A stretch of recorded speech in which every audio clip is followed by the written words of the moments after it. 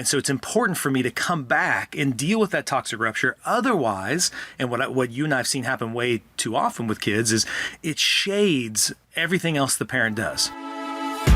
Welcome to the Art of Raising Humans.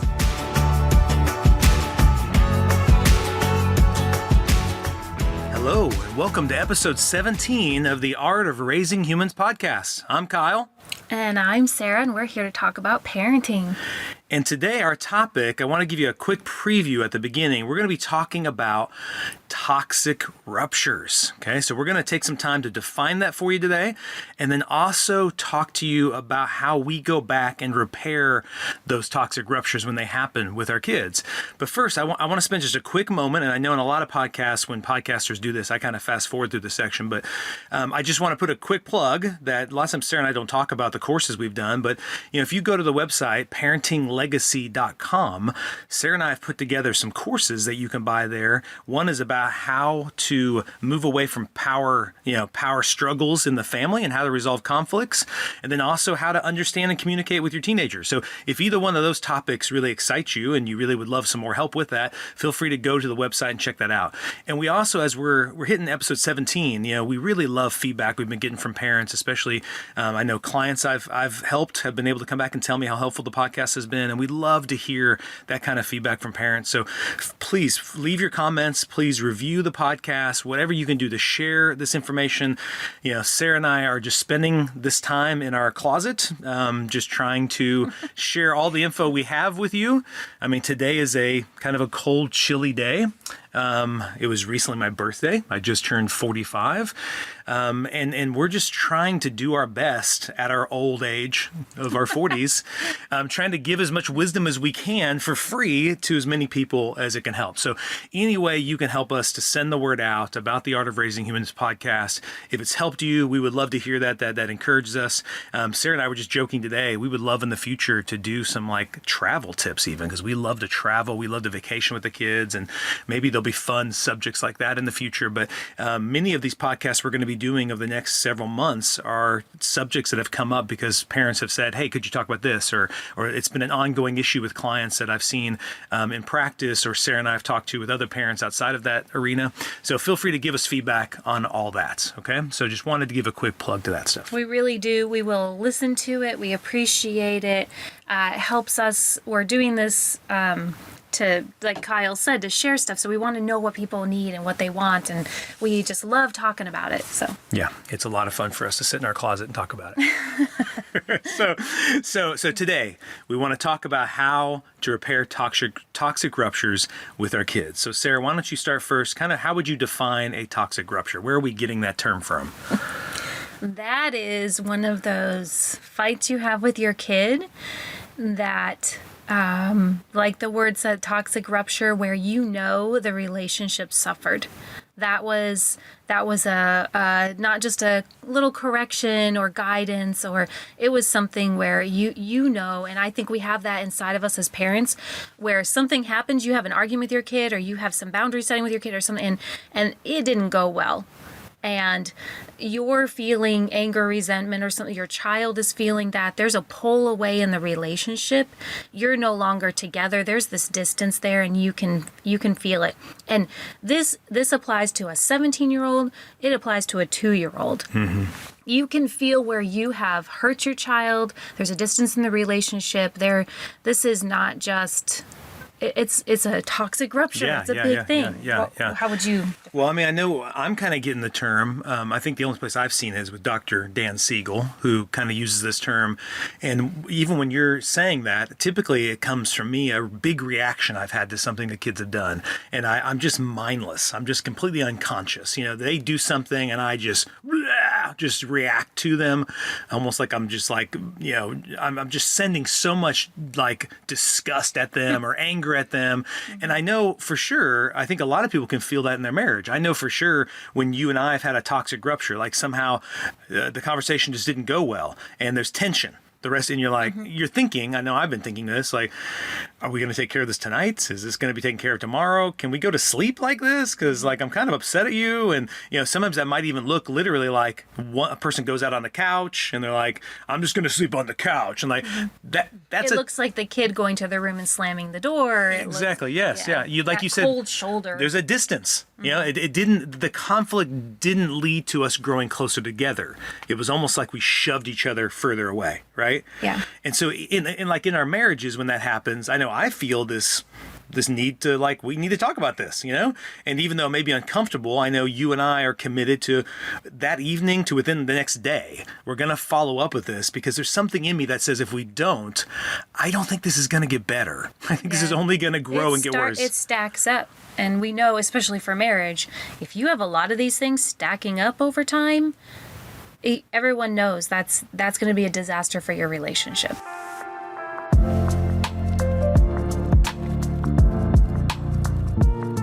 And I like that term toxic rupture. The reason why it resonated with me is Siegel kind of talks about it is like toxicity that gets injected into the relationship.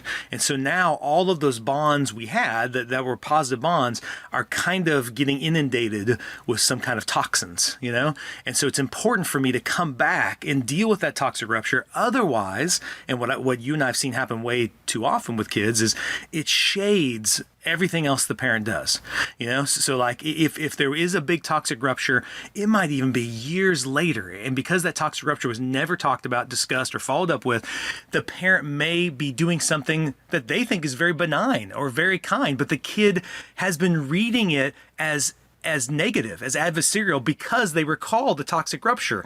And it has been informing the story that has defined their relationship for years and years and years. Yeah. And if I don't go back, I think that this is why it's so important. If we don't go back and address the toxic rupture, then we lose control over that narrative. Now that story is out of our hands, and it's going to inform so many things that we're not even aware of from then on. But if I can go back and address the toxic rupture with my kids, at least I have some say in how that narrative is going to be formed between us. And going back to, I think that's a pretty obvious to know that it's going to affect things. If I'm talking about a 13-year-old I have a toxic rupture with, and that still affects things at 16, that's a little easy. I think we can kind of grasp that. But this is true too of our little ones, our 2s, our 3s, our 4s, our babies. Those toxic ruptures affect them as well. Their brain is developing, and they definitely, even if they don't have the words to say it, their brain is remembering, this and this leads. They're all about consequences and all about learning how things work. If it's hot and I touch it, my brain is going to remember that is going to hurt me. Same thing with relationship. It is telling them, their brain is going to remember this is how relationships work.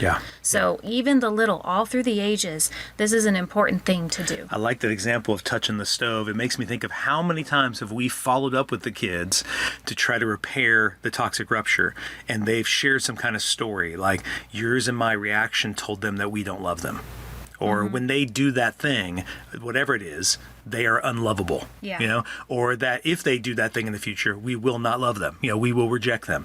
And we're like, whoa, man. Okay. I never stopped loving that you. That wasn't what happened there. I just was annoyed, but your face and the way and if we hadn't addressed that and revealed that story, that story would have tainted a lot of other things in the future. And even if you have like a kid who becomes like a really obedient people pleaser, lots of times underneath that story is, if I don't do these things, if you are not pleased with me, then you will reject me, And so lots of times, like you're saying, when they're very young, it's very black and white. I touch the stove, hurt me, don't touch the stove again. There is no subtlety. There's no nuance to the story. The story is either you do love me or you don't. Either I'm good, I'm bad. And so the way you reacted to me, you would only do that if I was bad. So obviously in that moment, I became a bad person. The stories that children take things like this from their parents, very personal. It's very much about them and who they are as a person, their value, their ability to be loved, and whether they're good or bad. They take that's very personal, and they take those messages inside. I remember one time I was doing play therapy with this 4-year-old, and I remember he was getting in trouble at preschool, and he was saying up until then, his parents were saying he'd been doing great in school all those years, but then this year he started getting in trouble a lot. And in just doing play therapy with him, he was telling me that he always thought himself as a good kid. And so he'd always done good things. But then that year he had some kind of conflict with the teacher, and her reaction to him looked similar to the reaction a former teacher of his had to the bad kid in his class. And he was like, oh, that's who I am in this class. I'm the bad kid. And then from then on, he started doing all these really obnoxious, really annoying things. And the bad kid. Yes, and he was just like, I was just doing what the bad kid did in the other class. Is he started like pinching kids and hitting kids, and was like, oh no. He in play therapy, he became the dragon who was destroying all the stuff. It was really, but it was interesting to see that there had been a toxic rupture between him and the teacher, and nothing had ever gotten repaired, and that story started to take root. Okay, so I do want to emphasize, as I was writing out these notes, Sarah, I was just, the goal isn't, for me, isn't to never have ruptures, never have these toxic ruptures. I think they're inevitable. They're going to happen. Yeah, I mean, we're people, we're humans, we're gonna mess up in any relationship. And so actually it can move into being a gift then, because your child's gonna grow up to have toxic ruptures in relationships with coworkers and spouses, and so they can learn this skill with you, because it's gonna be in all areas of their life. Yeah. So it gives them opportunities to learn how to repair things that are broken. Yeah. Whenever these things happen in their marriage in the future or with their kids, they'll have seen you be able to do it. So we mess up and we do this. And they mess up. I'm emphasizing that because I was really upset at myself for having so many of these. I thought the goal is to have zero. No, I mean, the goal is to have less. You don't want to have as many. But I started kind of shifting my focus from try not to have ruptures to how am I going to help that moment turn into something that brings us closer together. And that's really what I want this podcast to turn towards, right? Yeah, but we're not going to be perfect parents. We're not trying to be perfect parents. No. Conflict is going to happen. I am going to make mistakes. I am at times going to blow up. I'm going to say stupid things to you that hurt our relationship. I'm going to say things to the kids at times. I'm going to act in ways I'm not proud of or want to. And if I sit in that space and just beat myself up, what I'm not going to do is ever go back and repair. Or if I do it, it's going to be out of this anxiety of like, can you tell me I'm okay? Can you somehow make me feel good about myself? And that's not the point of the follow-up.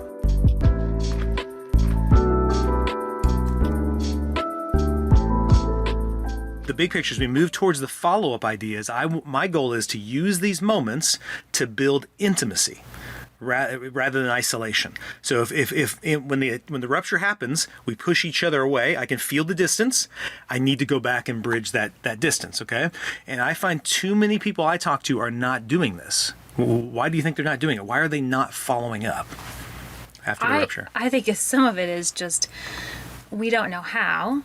And I think some of it is, it'll just go away and get better on its own, right? And it's like, okay, we get really used to in life just walking away from the conflict, or we think, well, he should blah, blah, blah. I only did it because he did this and this. And so when he's ready to apologize, but things just go by, days go by. We get so busy. There's no repair. There's no, I'm owning my stuff, you're owning your stuff, we're making a plan. It just sits there, and then we start stacking them up more and more. Yeah. I'm thinking of the saying, time heals all wounds, right? We're kind of like, hey, just give it some time. It's all going to be okay. He'll get over it. That's right. Well, I mean, he knows I love him. Why do I need to have and I also think the hindrance is, like you said, sometimes we don't know how, right? Or we think just time will happen. We get busy. I think that's a lot of times. We just forget about it. It happens so often. We're like, I can't follow up with all this. It's just another thing. Like, oh my, or I think for most parents, it's the shame keeps them from doing it. Yeah. And also the kids' resistance to doing it. Like they may try to, and the kid's like, no, I don't want to talk about it. What am I going to do? They don't want to talk about it. So I think they just too quickly give up, because it looks like, what they don't want to do, because the shame says, hey, you already screwed it up once. Don't screw it up again. The kid says he doesn't want to talk about it. I remember one kid telling me, why would I want to do the follow-up? All it's going to be is another tongue lashing. So I don't want to, and I know too many times, That's what follow-up looked like for me too. Yeah. It would be a That's great not time to what we're lecture. referring No, to. it'd be a great time to lecture and tell them all the reasons why they made me so mad, right? Instead, the follow-up is what? What would you think the goal in the follow-up? How do I know I've done it successfully? Well, what am I trying to do in that follow-up? You're trying to restore the connection, the attachment, the relationship is there. If you walk away from the repair, that conversation, and you feel closer to each other, both of you feel closer to each other, you know that repair has taken place. We've brought things out to the light. We've talked, we've grown. Yeah. I don't know if you wanted to get into the steps yet, but that my goal is at the end of this, we're closer. Yeah. Not further. Yeah. And we both have gotten the chance to share and talk and say, I would think the words I'm thinking as you're saying, there's more intimacy, meaning we got closer, but we understand each other better. Yeah. Right? And what I mean by that isn't like, that's where lots of times parents get into the lecture. I want you to understand what I'm saying. And then that's where the lecture comes. No, I want the kid to understand what was motivating me. I've said this before in other podcasts we've talked about in the past, talking about anger and all that stuff, is I want the kids to know that my feelings are mine. And the way I reacted, I take responsibility for that. And I don't want that to become a lecture. So sometimes it might look like, I know in the past, Abby has told me, Kyle, Dad, you talk way too much. And you share way too many stories. I just want you, can we just get to the point, And I was realizing, I think the way I'm approaching it is to lecture her, is to try to make sure she understands me. So that way she does it different next time. I wasn't trying to understand her. So I try to purposely flip that with her just to do what you're saying, to move close by just saying, hey, what if I just asked you 4 questions? I just want to be curious. So in the follow-up, I just want to be curious and come at you open-handed and just have 4 questions that I just came up with to kind of understand. And then afterwards, even though there was tons of stuff I wanted to say, I'm not going to say any of it because I just want to understand you. So I tried to get into the habit of first trying to understand her before I ever tried to help her understand me. And I think it's really important as you say that. I agree. I think we have to be very calm. We don't go into that repair time until you're truly in a good spot. You know when you're in that spot, when you have settled, you're in, and it's okay to even take a day. Take some time. You can even tell you, we'll come back to this, but I need some time. It's okay to say that and let them know. But then when you come back to it, you're in that great spot. And just like you said, it's not coming to lecture. It's not coming. If you ask them questions, make sure this isn't drill sergeant, and exactly. make sure interrogation. Yeah, and you're not asking a question wanting a certain answer. Exactly. Yeah. So the question isn't, now tell me, what did you do wrong? Yeah. That's not the repair question. Yeah. The repair question is, what happened? Yeah. How did you feel? Yeah. What did you see me do? Yeah. The curiosity, the questions are to really get inside their shoes. If I'm that child, how did they feel in the moment? What was the experience like for them? I want their perspective, and I want to come into the space being able to hold their perspective and mine. Yeah. Those 2 perspectives will be very different. We'll have different values. We won't necessarily agree. And you don't want to come to that space till you can hold and empathize and be okay with their point of view possibly being very different than yours. And I'm, as you're saying that, I'm thinking it doesn't have to be an hour. This could take just a few minutes. Yeah, and I'd say probably shorter is better. Yeah, I mean, sometimes you may get into a great conversation, you may turn into an hour. I was thinking of key questions I would ask too. So I loved how you're saying, if I'm coming in to lecture, it means I'm not in the right space. If I'm coming in to understand. So certain questions I find are really helpful is, what did you hear me say? So I think that to me opens up some dialogue. Yeah. To say that I'm curious how you perceived what I said, right? Yeah, because what they heard you say might not be what you said, but it's important to know, what did you hear? And then another way I might say is the story. I'm stealing this from Brene Brown, but the story I'm telling myself is this. I really liked that a lot, right? So whenever you said this to me, the story I was telling myself was this. Now, I think that phrasing is less attacking and it causes people to be less defensive. So it really helps the kids. So I might even say to a kid, what is the story you're telling yourself?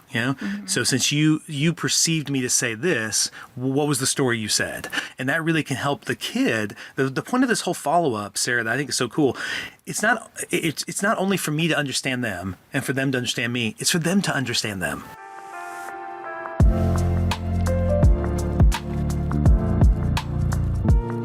when you're talking to a child, a lot of times the kid isn't doing any self-reflection. The kid, at worst, I mean, most of them are just beating themselves up just like you are. They're like, man, I was such a horrible kid. Why did I make mom or dad so mad at me? I shouldn't have said that. That's what they're doing. Their dialogue isn't, what was it that I was believing or thinking or feeling at that time that then caused me to react that way, right? And so then if you can, it opens up, you can help them reflect upon what they were doing and what they were believing and how they acted to then move out of that, how that interacted with them, right? And then you can both go, almost every time, I'm surprised at the story they believed. They're surprised at the story I believed, and almost 100% of the time, it's inaccurate. It's shadowed or it's hard to see what actually happened because we're both kind of skewed in our perspective of it. Yeah. I'm thinking of examples of times where I thought I might have been annoyed at something and I spoke to them, but my son might come back and say, "You were so mad at me. It felt like you didn't even love me." Yeah. And so by going and finding out his perspective, I could hear what it looked like to him, what it sounded like to him. And so I think it just opens the opportunity for those things to come to light so he's not carrying it around. Yes. So the point of the follow-up, where I think it's so important, is because at the end of that follow-up, that's where the growth happens. That's where the change happens. No matter what we were saying to each other in that escalated moment, change is not happening there. If I'm like, well, I don't want you to do this, or I want you to do this, all the kid is hearing, just like we did when we were kids, was blah, blah, blah, blah, blah. I get it. You don't like me. I'm a bad kid. Yeah, I'm horrible. If I did it the way you wanted, I'd be fantastic. That's all that's happening. There's no learning about how to do it better. So the follow-up, if I'm really wanting to see change in myself and in my child or in my marriage, the follow-up is where that change happens. So the end of that conversation, once we've talked about how we felt, how we saw it, once we're calm, all that kind of stuff's happening, how do we want to do it next time? That's why I'm emphasizing the follow-up, is because that's the only way it's going to change. Is, hey, next time I do that and you think that, how could I help change that? Or next time I do that, could you just ask this and just be curious? Say, hey, are you saying you don't love me right now? And then I can say, no, I'm not saying that at all. And we could clear the air, right? And so it's empowering yourself and the kid to actually change that moment forever. It's going to be a whole new dance. I guess that's how it's like you're in this dance, and if that toxic rupture keeps happening, we're going to be stuck in this dance, and it's going to be so hard to get out of it. But in the follow-up, it is to change the music, maybe change the dance steps, or to figure out a way not to step on each other's toes, right? And to make that dance a more positive, intimate encounter. Yeah, and it's the actual interaction that's my first focus of change. So let's say if my child hit somebody, and I'm thinking, okay, the goal is not at first to stop the hitting, right? That's not my goal. My goal is our interaction needed to be different.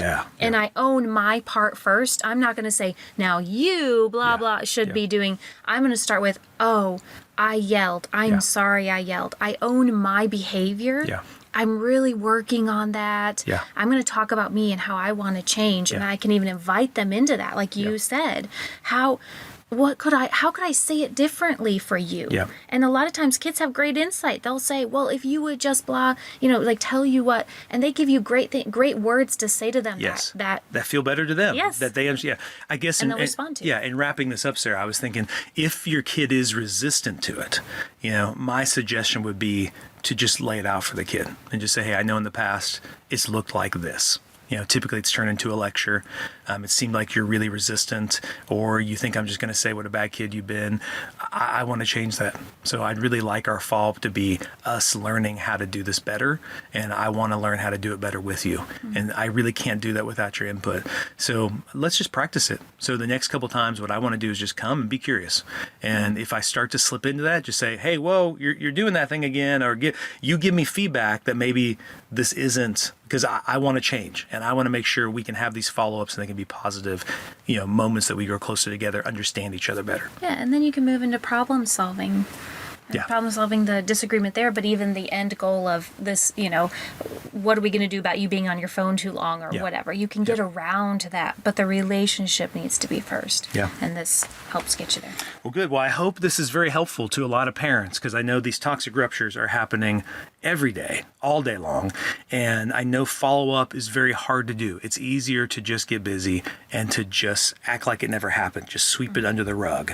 But I'm sure everybody listening has heard of those ideas. You keep sweeping under the rug, we're going to start tripping over it. It's going to just start making everything we do clumsy and harder. It's going to make it harder to have the relationship I want with my kids. So I want to appreciate all the listeners for taking a moment to listen to this. And I hope today it's given you some ways, some real practical steps to move towards intimacy through conflict, and especially just being aware of when these toxic ruptures happen and know what to do when they do happen. So we just hope you have a great day being a parent today. The Art of Raising Humans podcast should not be considered or used as counseling, but for educational purposes only.